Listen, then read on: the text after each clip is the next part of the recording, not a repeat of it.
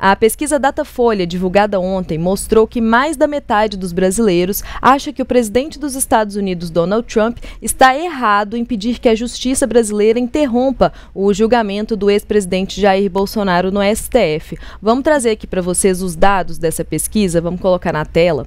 E aí a pergunta é a seguinte, uma das perguntas feitas pela pesquisa.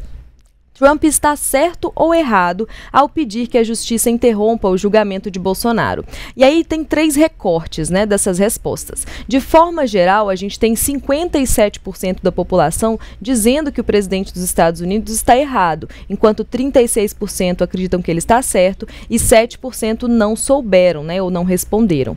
E aí, entre os eleitores do ex-presidente Jair Bolsonaro, pessoas que se declararam, né, para a pesquisa eleitores de Bolsonaro, a gente tem 28% dizendo que Trump está errado, 66%, a maioria então dizendo que ele está certo, e 6% disseram que não, 6% não souberam, né, responder.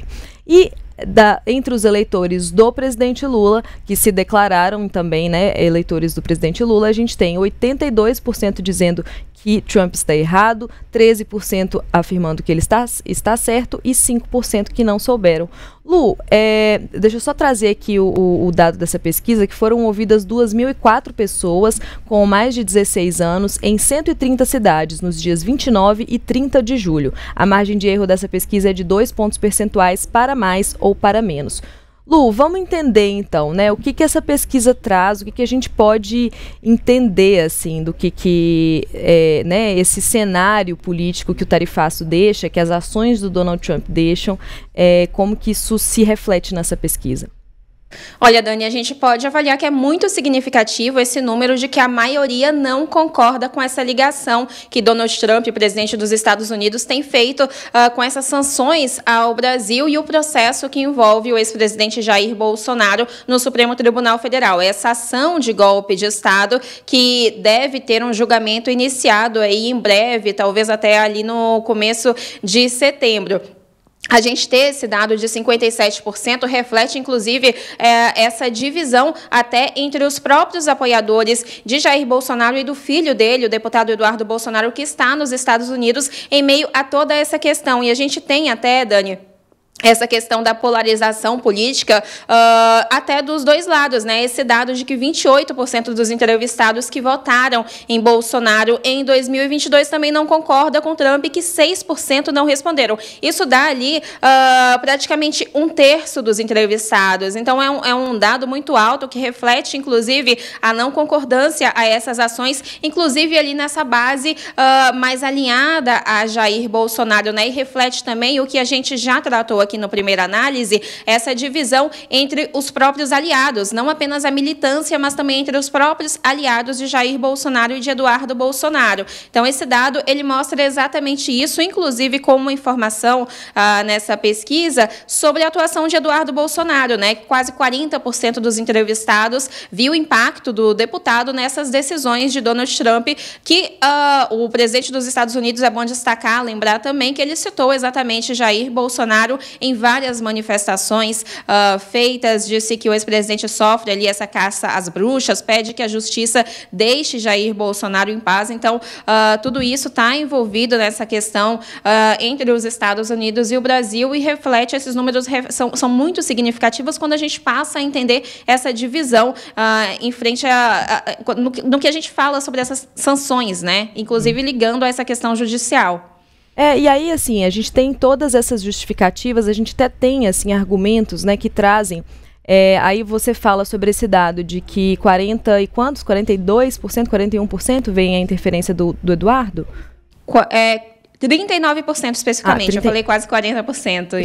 39% das pessoas vendo essa interferência do Eduardo nessas ações, né? A gente tem uma situação também que a gente avalia, no sentido de que várias pessoas, alguns analistas inclusive, falam sobre o peso real, né, do julgamento e tudo mais. É claro que ele tem um peso muito grande, é claro que existe o histórico de alinhamento do Bolsonaro ao Trump e vice-versa, então a gente tem uma simpatia ali de um pelo outro que leva então o presidente dos Estados Unidos a tomar essas ações, e aí a gente tem ainda também uma ação que ela é movida também por interesses internos, né? A gente vê a questão da investigação aberta pela Câmara de Comércio contra o que eles entendem como práticas injustas de comércio que prejudicam empresas dos Estados Unidos, incluindo o uso do Pix aqui no Brasil, que os Estados Unidos entendem como um favorecimento de empresas brasileiras. E aí me fica uma questão, assim, né? Que eu acho que talvez essa questão que me toca, que vem para mim, talvez vá também para muitos dessas pessoas que responderam essa pesquisa, que é justamente como que o Trump quer. Beleza, a gente vai então atender aos interesses dos Estados Unidos, nós no Brasil vamos atender aos interesses dos Estados Unidos, das empresas americanas e não das empresas brasileiras, né? Os interesses judiciais também dos Estados Unidos e não, eu acho que é uma questão de entendimento de soberania também.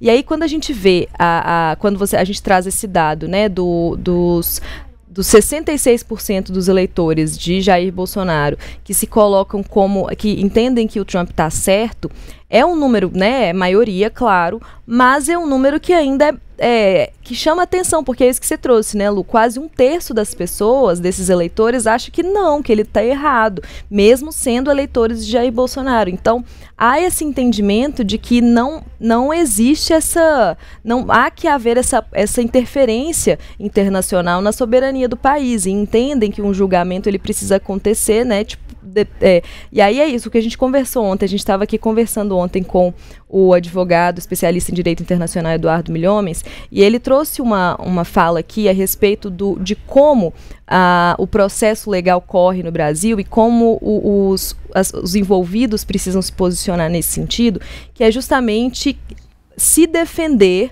no processo, dentro do processo legal. Se você entende que está havendo algum abuso, a lei prevê que a defesa se manifeste, que a defesa traga esses questionamentos. Mas aí, a partir do momento que você entra com uma ação dessas, que interfere ali na soberania nacional, que prejudica a economia do Brasil, né, que prejudica empresários, prejudica a população, a gente tem um arbítrio, né, como ele mesmo trouxe essa palavra, ou de forma arbitrária tentar interferir num poder e como o processo legal se move. Então, eu acho que existe essa percepção, talvez, da população também, quando ela dá essa resposta que a gente vê de 57% das pessoas entendendo que o Trump está errado e quase um terço dos eleitores do Bolsonaro também entendendo isso, né?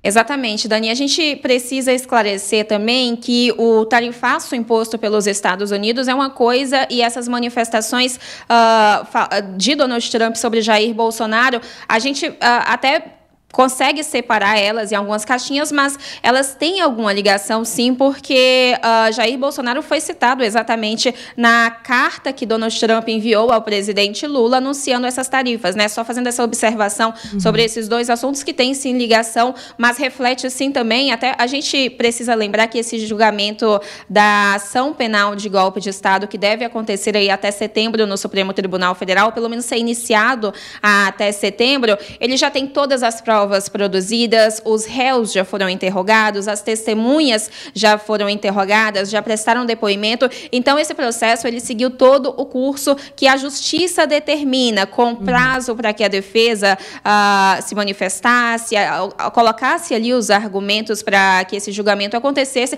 E, claro, vai ter mais um espaço de defesa, os advogados vão poder falar quando esse julgamento for marcado e as sessões começarem, mas a avaliação é de que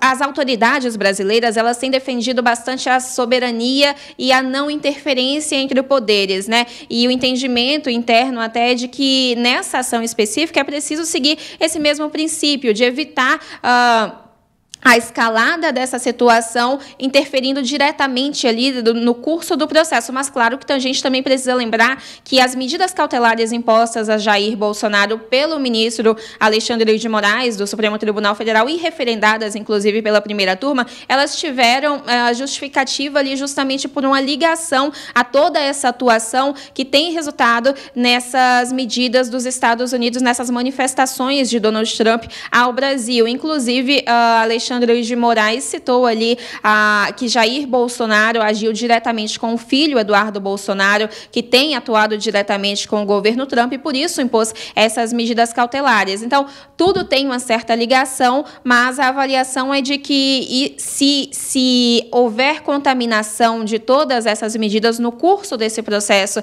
de ação penal de golpe de Estado, o argumento de defesa da soberania e de não interferência ele perde até certo valor, justamente porque os princípios da justiça eles precisam ser seguidos para evitar qualquer questionamento da eventual decisão desse julgamento no STF, né? A gente não sabe, claro, ainda se os réus vão ser condenados, se eles vão ser absolvidos, mas é preciso evitar qualquer interferência direta nesse processo, porque não é isso que a justiça determina, que a justiça aceita, né?